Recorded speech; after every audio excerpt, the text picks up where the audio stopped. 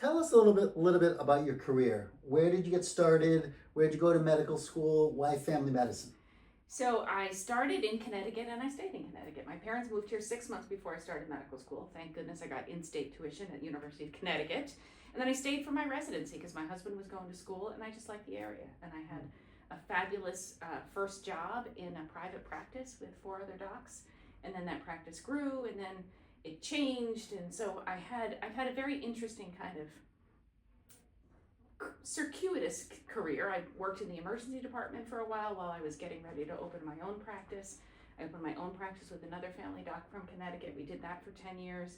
And then as I got more interested in integrative medicine, I started being tapped to be like a medical advisor for this place. And so as that took off, more and more time was spent doing integrative medicine, being a medical director. And so for the past probably 15 years, I've been doing integrative medicine straight. So out of residency, you went into a private practice in Windsor, you said. Yep, in Windsor. When did you know you wanted to get involved with organized medicine? So I had this really interesting opportunity to work with physicians who were different generations than me. So one was, sort of a half generation above, and then 2 were 2 generations above. And it was Charlene Lee, who was owned the practice, who was involved with the Connecticut Academy. And I had known about the CAFP as a medical student and a resident, but never quite understood how to get involved. And so she suggested I get involved, and then I just got sucked in. It was such an interesting way to use my head, separate from clinical practice. I got to do all kinds of cool stuff. And then we hit this interesting malpractice crisis in Connecticut. So I had young kids and I was delivering babies, and just literally overnight, the malpractice fees tripled, and we couldn't afford for me to work part-time, we couldn't afford the malpractice. I either had to go full-time or stop doing OB. And so you and your dad pulled me in with the CMM, the Connecticut State Medical Society, to testify in front of the legislature. Literally, Maddie and I were on a poster in Congress to talk about med-mal, and we were successful in getting med-mal reform. So that was it's so powerful, right? To know that you could just be this, mom from Windsor and get to do some really cool stuff.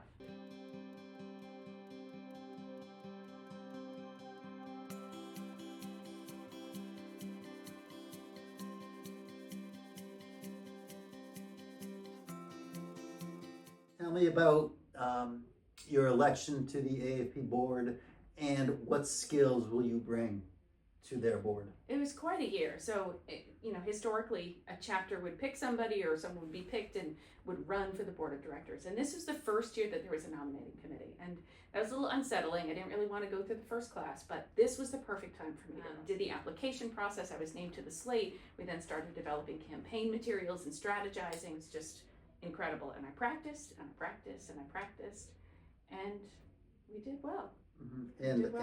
And there's no question the physicians throughout the country will be the beneficiary of all that.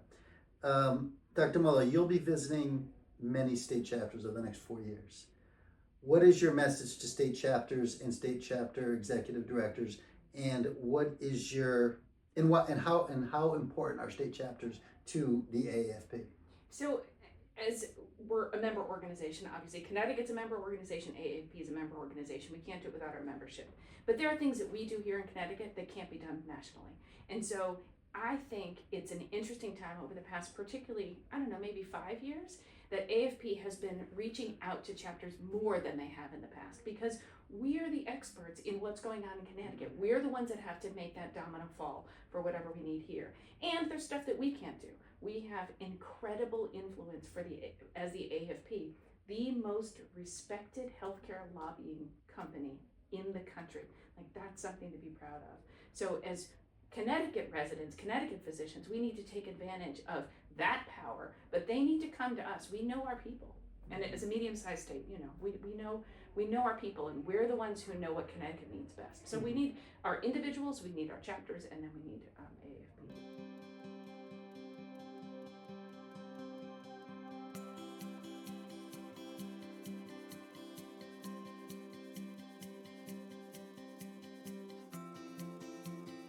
As a national AAFP director,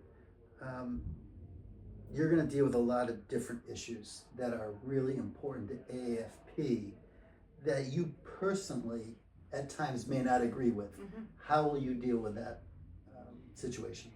I think so far, from what I've seen in being on commissions with AAFP, there's a lot of discussion. So there's laying the details out on the table, there's playing with them, and it's coming to a decision. So there may be something that I completely disagree with, but I hope, and I think this is true, it won't be something that won't have a logical explanation. I don't think it's just going to be a flippant, we're just going to do this because.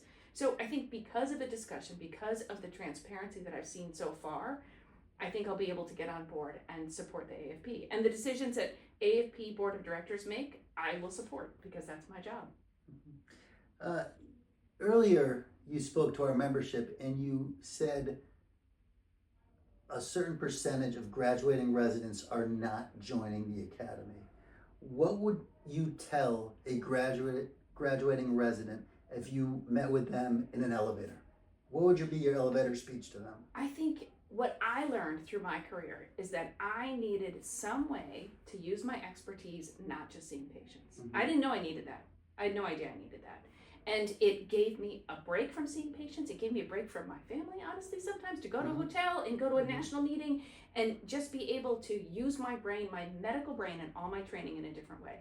I think young physicians don't get how critical that is. So that's the first thing.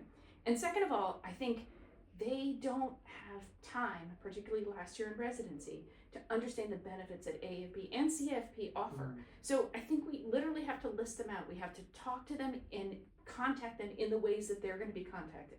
Sending them an email while they're trying to get a job and listing out the stuff that AAFP can do for them is not going to retain them. And with only 63% retention rate in the first year, it goes up slowly over the next 6 years, and then it approaches our national, I think it's 94% retention rate, which is darn good. But we have to get that ramp up more quickly. And I think we're not communicating in the right way. And we need to make sure that the value of being part of these organizations is infinitely clear. And it takes all of us.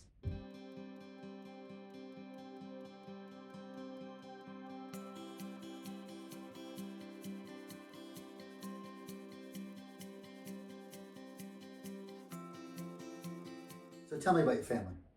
So I am married to Scott. We've been married for 30 years. He basically, I would go to him with, I think I might, see if I can be on the Connecticut Academy Board and be like, go ahead.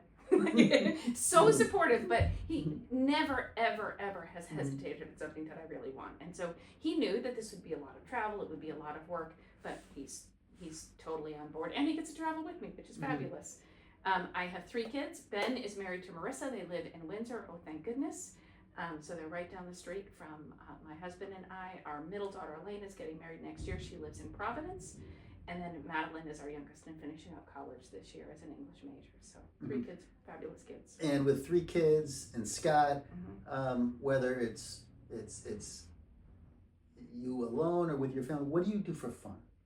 Outside of medicine, outside of the Connecticut Academy and the American Academy, what do you and your family do for fun? So I do a lot of gardening. So that is my thing.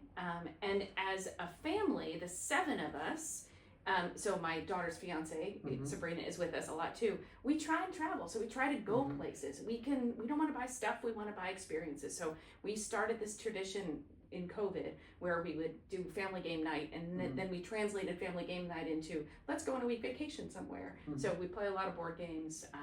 We try to go to festivals. We do a lot of music. All my children are musicians, and my daughter-in-law is a musician as well, so we go to a lot of music events.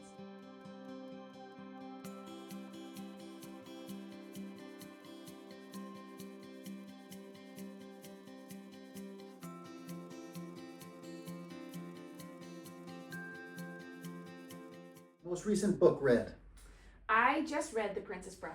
It's one of my favorite movies, and I never read the book. And I don't laugh out loud at books. I laughed out loud, right? And I know the story, but I loved it. Okay, you mentioned your family is all musicians. What's your favorite music, or what's your favorite type of band? So this is where I get made fun of in my family. I am terrible with naming bands, but I can tell you what I like. It's pretty much everything.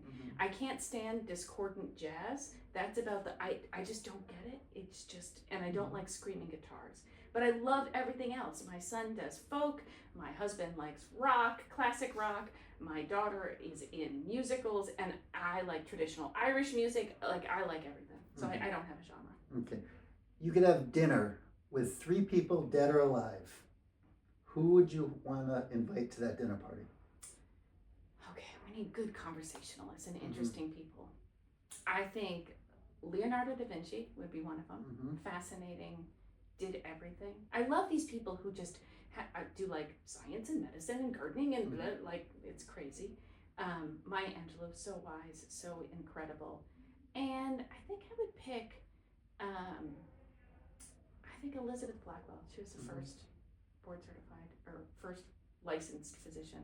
I'd like to know what she went through. Well, I think all 3 of those people would also learn from having dinner with you as well.